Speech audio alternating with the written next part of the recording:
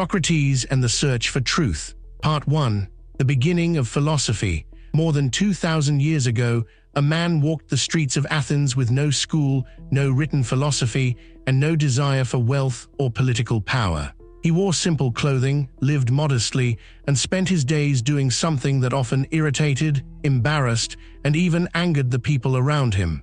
He asked questions, simple questions, difficult questions, questions that revealed how little people truly understood about the beliefs they defended with confidence. His name was Socrates, and although he wrote nothing himself, he became one of the most influential figures in the history of philosophy. His student, Plato, would preserve many of his conversations, and through those dialogues, the voice of Socrates has continued to challenge human thought for more than 2,000 years. Nearly every major tradition in Western philosophy can trace its roots back to the questions he first began asking in the marketplaces and public squares of ancient Athens. To understand why Socrates was so revolutionary, we must first understand the world into which he was born.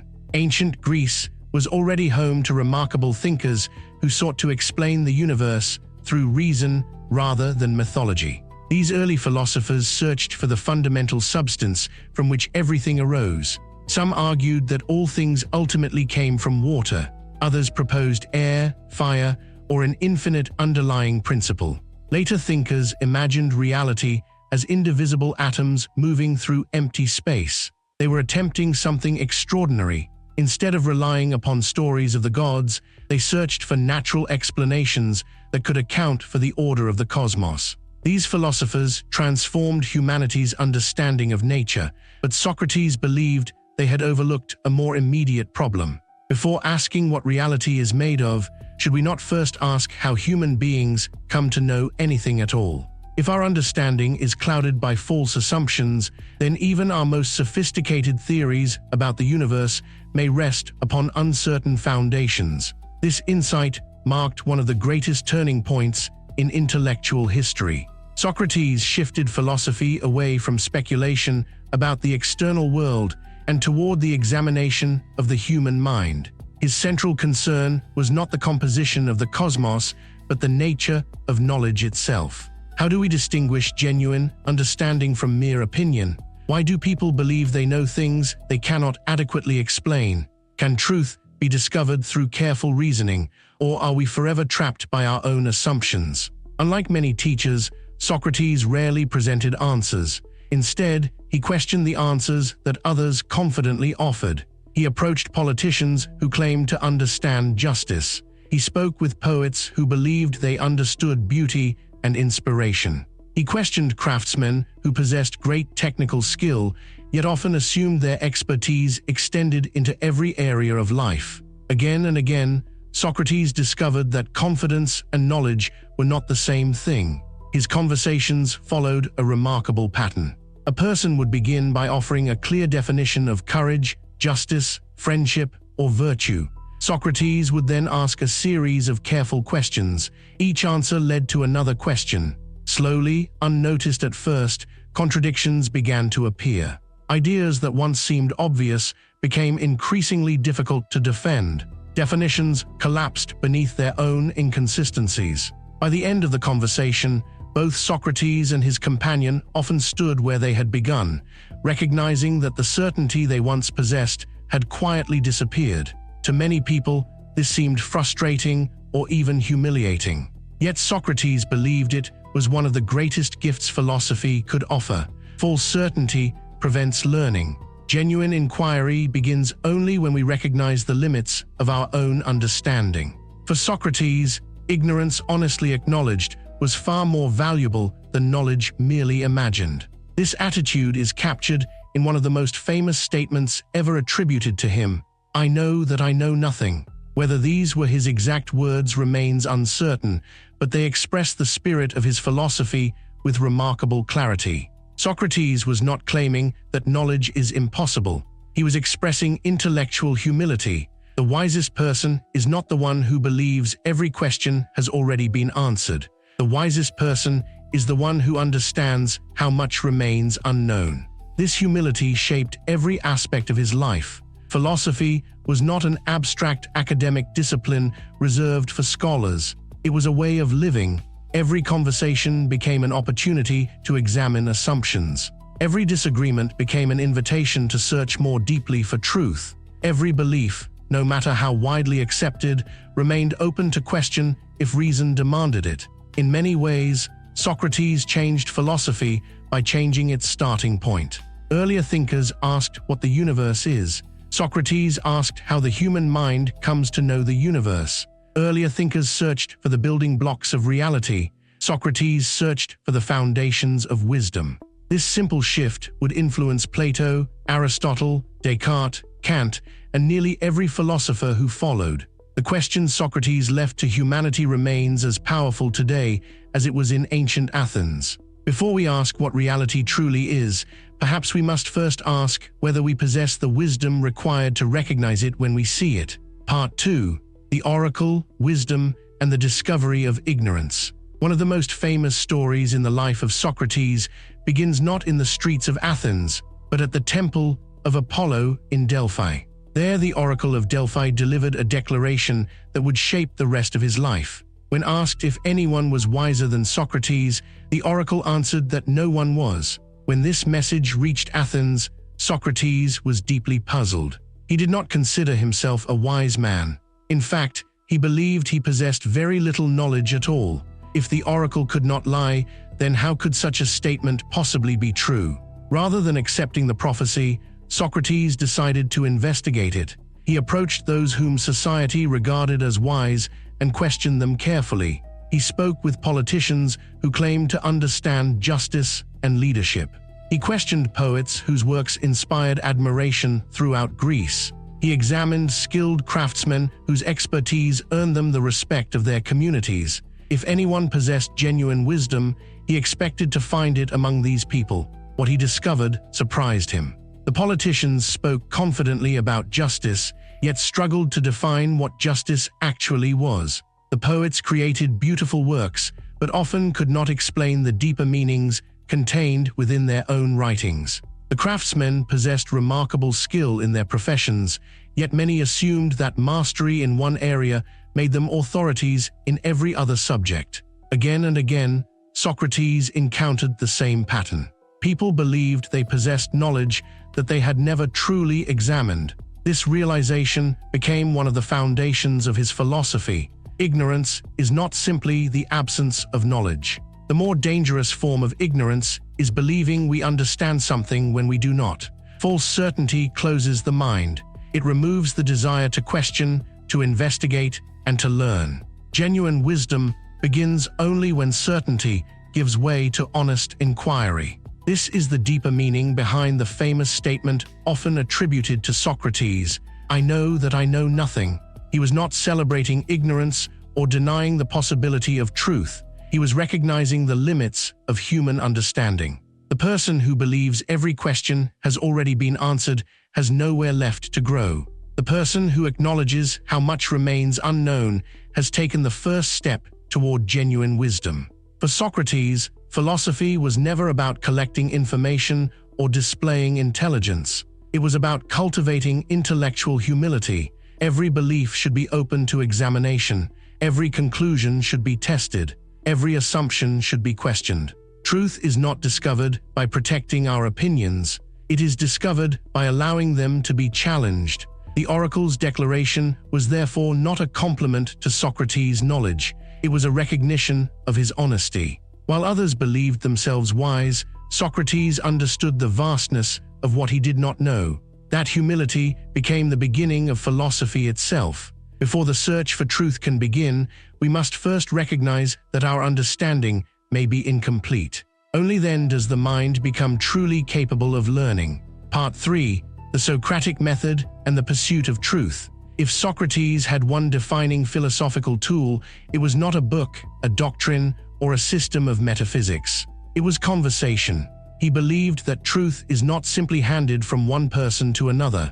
It is uncovered through careful questioning, honest reflection, and the willingness to examine every assumption. This approach became known as the Socratic Method. Although the name was given later, The method itself was simple in principle and profound in practice. Socrates would begin by asking someone to define an idea that seemed obvious. What is justice? What is courage? What is wisdom? What is friendship? At first, the answers appeared clear and confident, yet with each new question, hidden contradictions slowly emerged. Suppose someone claimed that courage means never feeling fear. Socrates might ask whether a soldier who ignores every danger without understanding the situation is courageous or merely reckless. If courage cannot simply mean the absence of fear, then perhaps the definition must change. Each answer invited another question, and every question brought the conversation closer to the truth. Socrates did not ask questions to embarrass people or prove his own intelligence. His purpose was to remove confusion. He believed that many of our beliefs are built upon assumptions we have never carefully examined. By exposing contradictions, the mind becomes free to search for more reliable foundations. This process was often uncomfortable.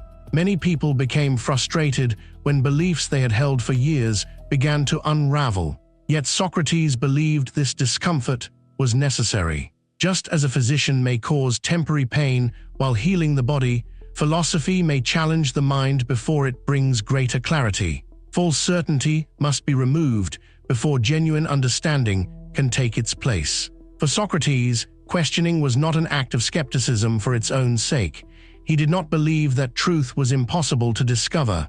Quite the opposite. He believed objective truths about justice, virtue, beauty, and goodness really existed.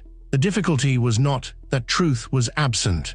The difficulty was that human beings too often accepted easy answers instead of pursuing deeper understanding. The Socratic method, therefore, became more than a technique of debate. It became a way of living. Every conversation offered an opportunity to learn. Every disagreement became an invitation to think more carefully. Every belief remained open to revision if reason revealed a better explanation. Philosophy was no longer the memorization of ideas. It became the lifelong discipline of examining the mind itself. The influence of this method extends far beyond ancient Greece. It shaped the dialogues of Plato, the logical investigations of Aristotle, and eventually the scientific method itself. Modern education, law, ethics, and critical thinking all continue to reflect the simple insight that careful questions often reveal more than confident answers. Socrates understood something that remains just as important today as it was over 2,000 years ago. The path to wisdom does not begin with certainty. It begins with the courage to ask one more question. Part 4: Virtue, the Good Life, and the Trial of Socrates. For Socrates, philosophy was never an abstract exercise reserved for scholars. Its purpose was to transform the way a person lived. He believed that the search for truth and the pursuit of a good life could never be separated. To understand reality was also to understand how one ought to live within it. At the center of his philosophy stood the concept of virtue. Socrates believed that virtues such as justice, courage, wisdom, and self-control were not matters of personal opinion or cultural preference. They possessed an objective reality that reason could gradually uncover. A person might recognize acts of courage or examples of justice, but philosophy sought something deeper. It sought the universal principles that made those actions truly courageous or genuinely just. This led Socrates to one of his most controversial conclusions. He argued that no one willingly chooses evil while fully understanding what is truly good. When people act unjustly, they do so because they misunderstand what will genuinely benefit them. Ignorance, not malice, is the deepest source of wrongdoing. Knowledge and virtue therefore belong together. The more clearly a person understands the good, the more naturally they will seek to live according to it. These ideas made Socrates both admired and deeply unpopular. His relentless questioning exposed the ignorance of influential citizens and challenged beliefs that many preferred to leave unexamined. Eventually, he was brought before an Athenian jury and charged with corrupting the youth and failing to honor the city's gods. Although he defended his life and philosophy with remarkable courage, he refused to abandon the practice of questioning. To stop examining life, he believed, would be a greater betrayal than death itself. The jury found him guilty and sentenced him to drink a cup of hemlock. Friends urged him to escape while there was still time, but Socrates refused. He believed that philosophy demanded consistency between belief and action. If he had spent his life teaching justice, integrity, and respect for the laws of his city, he could not abandon those principles simply to preserve his own life.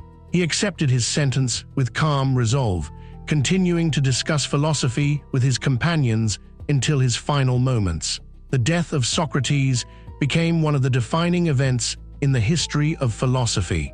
His execution transformed him into a symbol of intellectual courage and unwavering commitment to truth. He left behind no written works, founded no formal school, and claimed no final answers. Instead, he left humanity a method, a spirit of inquiry, and a challenge that still echoes through every generation. Perhaps Socrates' greatest lesson is that philosophy does not begin with possessing the truth. It begins with the courage to seek it. Before we can understand the true nature of reality, we must first examine ourselves, question our assumptions, and remain humble enough to admit that there is always more to learn. In that spirit, the examined life becomes not only the path to wisdom, but the beginning of philosophy itself. Part 5. What is justice? Among all the questions Socrates asked, few were more important than the question of justice. Everyone spoke about justice with confidence. Politicians claimed to defend it, judges claimed to uphold it, citizens demanded it from one another, yet Socrates wondered whether anyone had stopped to ask what justice actually is. When he questioned his fellow Athenians, he discovered that most people could offer examples of just actions but struggled to define justice itself. One person might say that justice means obeying the law. Another might argue that it means giving each person what they deserve. Others believed justice was simply helping friends and harming enemies. Each definition appeared convincing at first, but under careful examination, each revealed difficulties and contradictions. If justice is merely obedience to the law, what happens when the law itself is unjust? If justice means giving people what they deserve, who decides what they truly deserve?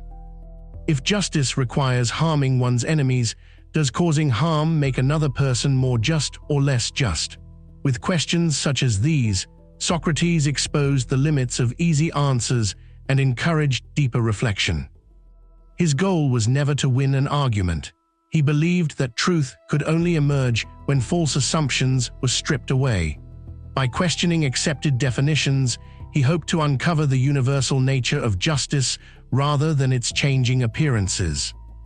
Individual laws vary from one city to another, but if justice is real, then its essence must remain constant regardless of place or time.